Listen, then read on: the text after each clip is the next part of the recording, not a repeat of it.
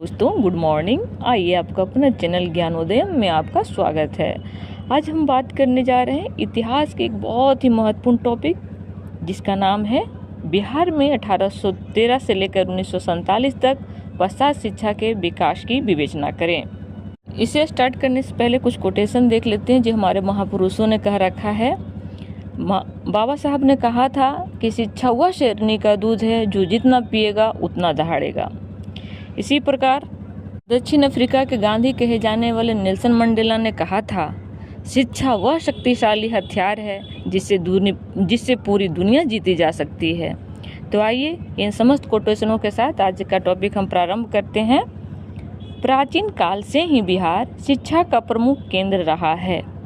प्राचीन काल में नालंदा विश्वविद्यालय तथा विक्रमशिला विश्वविद्यालय शिक्षा के प्रमुख केंद्र थे, जहां भारत के अलावा कई अन्य देशों के छात्र भी शिक्षा ग्रहण करने आते थे। जैसा कि आपको ज्ञातव्य होगा कि बिहार के नालंदा विश्वविद्यालय में बख्तियार खिलजी के द्वारा जो कुतुबुद्दीन ऐबक का सेनापति था, नालंदा विश्वविद्यालय को जला दिया गया था। कहते हैं कि उसकी आग को बुझने में लगभग 3 महीना लग गए थे। तो शिक्षा के माध्यम से आप जब आपको समय मिले, आप ऑफिसर बने, तो एक बार जरूर इसे देखने के लिए आएं। आगे अपनी बातों को रखते हैं कि जहां भारत के अलावा कई अन्य देशों के छात्र भी शिक्षा ग्रहण करने आते थे, परंतु समय के साथ शैक्षिक केंद्र के रूप में इसका अवसान होता चला गया।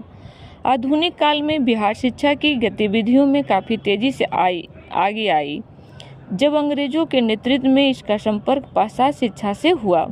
अर्थात कहते हैं कि अंग्रेजों का कहना ही था कि जो भारतीय हैं वे शरीर से अर्थात शारीरिक रूप से तो भारतीय रहेंगे, लेकिन उनके ऊपर हम अंग्रेजी अर्थात पाश्चात्य शिक्षा इस प्रकार हावी कर देंगे कि वे तन से भारतीय और मन से अंग्रेज रहेंगे।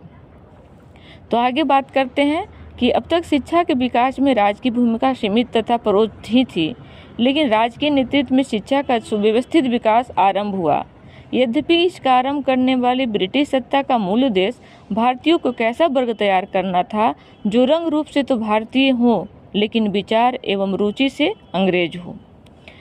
आधुनिक भारत में अंग्रेजी भाषा तथा पाश्चात्य शिक्षा का आरंभ 1833 के चार्टर एक्ट के तहत मैकाले पद्धति लागू होने के साथ हुई। लॉर्ड विलियम बेंटिक की सरकार ने 7 मार्च 1835 को घोषणा की कि शिक्षा के लिए जो भी कोष मंजूर हो उसे केवल अंग्रेजी शिक्षा के लिए खर्च करना सर्वोत्तम है। मैकाले प्रस्ताव के अनुरूप वर्ष 1835 में पटना में एक जिला स्कूल की स्थापना की गई। इसके साथ ही बिहार के अन्य क्षेत्रों जैसे कि पूर्णिया, भागलपुर, आरा, छपरा, मुजफ्फरपुर, देवघर, हजारीबाग आदि जगहों पर भी जिला स्कूल की स्थापना हुई। गौरतलब है कि तब देवघर, हजारीबाग आदि तत्कालीन बिहार में ही गिना जाता था, जो अब के झारखंड में चला गया है।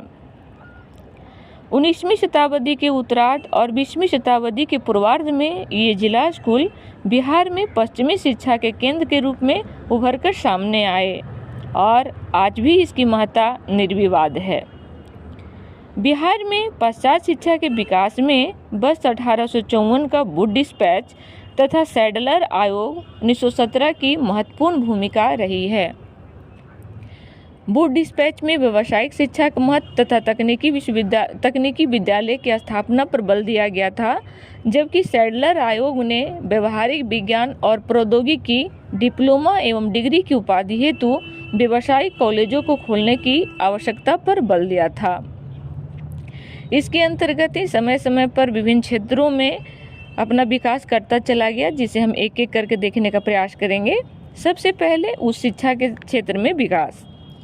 जनवरी 1863 में पटना कॉलेज की स्थापना हुई, जिसने आगे चलकर मानविकी विषयों की उच्च शिक्षा में उत्कृष्ट मानक स्थापित किया। इसी कड़ी में वर्ष 1889 में बिहार नेशनल कॉलेज की स्थापना हुई। 1917 में पटना कॉलेज के कला संकाय में स्नातकोत्तर विभाग खोले गए। वर्ष 1917 में ही पटना विश्वविद्यालय की स्थापना हुई, जो पश्चिमी तर्ज पर स्थापित बिहार का पहला विश्वविद्यालय था। अभी हमने बात किया उच्च शिक्षा के विकास के बारे में। इसके बाद है विज्ञान के क्षेत्र में विकास। वर्ष 1919 में विज्ञान संबंधी उच्च शिक्षा के लिए पटना कॉलेज में भौतिकी और रसायन शास्त्र अर्थात फिजिक्स और केमिस्ट्री विभाग खोले गए। विज्ञान संबंधी उच्च शिक्षा देने के लिए वर्ष 1928 में एक स्वतंत्र विद्यालय की हैसियत से पटना साइंस कॉलेज की स्थापना की गई। इसके बाद हम बात करते हैं कृषि के क्षेत्र में। बिहार में कृषि विकास के लिए पूसा में वर्ष 1902 में एक अमेरिकी हेनरी फिलिप्स के अनुदान से agricultural research centre and experiment farm की स्थापना हुई। इसका उद्देश्य कृषि अनुसंधानों को बढ़ावा देना था तथा कृषि के क्षेत्र में आधिकारिक वैज्ञानिक यंत्रों को बढ़ावा देना था। इसके बाद हम बात करते हैं स्वास्थ्य एवं चिकित्सा के क्षेत्र में। तो बिहार वासियों को बेहतर स्वास्थ्य सेवाएं उपलब्ध कराने के लिए चिकित्सकों को तैयार करने के उद्देश्य से वर्ष 1925 में Patna medical college and hospital अर्थात PMCH की स्थापना की गई। वर्तमान समय में ये एशिया के सबसे बड़ा अस्पताल के रूप में उभर कर सामने आया है। इसी कड़ी में वर्ष 1947 में दरभंगा अर्थात DMCH की स्थापना की गई। स्वास्थ्य के बाद हम बात करते हैं पशुधन के क्षेत्र में। तो वर्ष 1930 में पशु चिकित्सा और पशुधन विकास के लिए पटना वेटनरी कॉलेज की स्थापना की गई। खनिज संसाधन के क्षेत्र में विकास। अविभाजित बिहार में खनिज संसाधनों की उपलब्धता को ध्यान में रखते हुए उसके उचित दोहन के लिए वर्ष 1926 में Indian school of mines Dhanbad की स्थापना की गई। अब कहते हैं कि कोई भी शिक्षा तब तक परिपूर्ण नहीं माना जा सकता है जब तक उसमें आधी आबादी की भागीदारी ना हो। इसी को मद्देनजर रखते हुए इन क्षेत्रों के बाद हम बात करते हैं नारी शिक्षा के क्षेत्र में विकास। बिहार में पश्चिमी शिक्षा पर चर्चा अधूरी रह जाएगी यदि नारी शिक्षा पर चर्चा न की जाए। वर्ष 1914 में बिहार और उड़ीसा सरकार ने अपने प्रांत में नारी शिक्षा के संबंध में जांच पड़ताल के लिए एक समिति बनाई। महिलाओं में उच्च शिक्षा के विस्तार के मद्देनजर इस समिति ने बांकीपुर कन्या उच्च विद्यालय और कटक के कन्या विद्यालयों में इंटरमीडिएट की शिक्षा आरंभ करने का सुझाव दिया। सरकार ने भी यह निर्णय दिया कि प्रत्येक कमिश्नरी में आर्थिक सुविधा अनुसार कम से कम एक कन्या विद्यालय अवश्य खोला जाना चाहिए। वर्ष 1927 में बिहार एवं उड़ीसा में शिक्षा पाने वाली लड़कियों की संख्या महज 0.7% थी। हार्टोक्स कमेटी ने वर्ष 1929 में बिहार का उल्लेख करते हुए लिखा है कि लगभग 25 लाख लड़कियों में से यहाँ के विद्यालयों में शिक्षा प्राप्त करने वाली लड़कियों की संख्या सिर्फ 1,16,000 था। उनमें से भी अधिकांशता प्राथमिक विद्यालयों में ही है। आगे चलकर बालिकाओं के शिक्षा के लिए वर्ष 1947 ईस्वी में सेंट जोसेफ स्कूल की स्थापना की गई।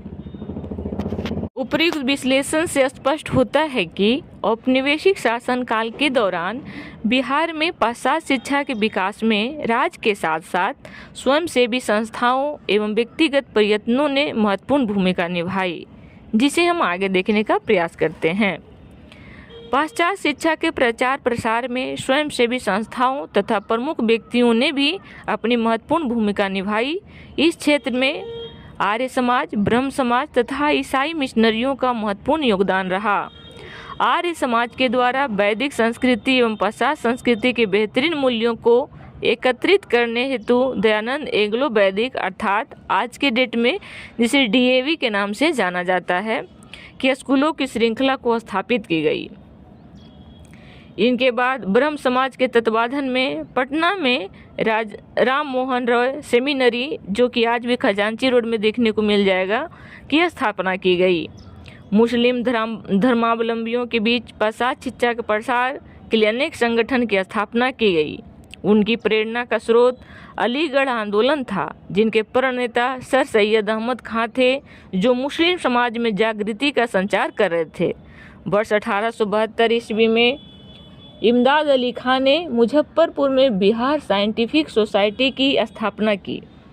वर्ष 1873 में इसकी शाखा पटना में खोली गई और पटना सिटी में मोहम्मडन एजुकेशन सोसाइटी के द्वारा 1886 में मोहम्मडन एंग्लो अरेबिक स्कूल जिसे कि आज भी नया टोला में, पटना नया टोला में देखा जा सकता है, जो गोपाल मार्केट के सामने है, स्थापना हुई। इसके अलावा ईसाई मिशनरियों ने भी ईसाई धर्म के प्रचार प्रसार के लिए कई शिक्षण संस्थाएं खोली। इस प्रकार हम देखते हैं कि बिहार में 1813 से लेकर के 1947 तक के बीच की अवधि में बहुत सारे क्षेत्रों में अपना अपना बहुमूल्य योगदान देखने को मिला। इसी के साथ आज का हमारा वीडियो यहाँ समाप्त होता है। जय हिंद, जय भारत।